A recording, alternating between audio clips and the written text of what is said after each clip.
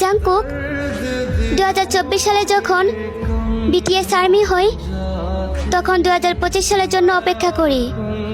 কারণ 2024 সালে আর্মি হয়ে শুনেছি আপনারা মিলিটারিতে, তাই 2025 সালের জন্য অপেক্ষা করি। আর আপনারা যখন 2025 সালে ফিরে আসেন, তখন মনে হয় এই সালটা যেন শেষ না হয়, আটকে যাক এই সালে।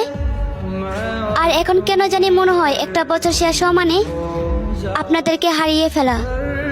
জানি না সে নিকৃষ্ট দিনে কি হবে, যেদিন হাজারো প্রজাপতির চোখের পানি দেখো আমার রাজাদের মন গলবে না। হয়তো থাকতে চাইবে কিন্তু বাস্তবে হারিয়ে যাবে। তারপর এক কালবৈশাখী জ্বরের মতন 7টি রানী এসে বলবে এই 7টি রাজা শুধু একান্তই তাদের।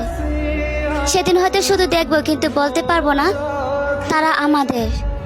জানো জাংকুক, আমারও চাই আপনারা বিয়ে করে সুখে থাকেন, কিন্তু এই বেহায়া মন বলে আমাদের হয়ে থেকে গেলে কি এমন হতো।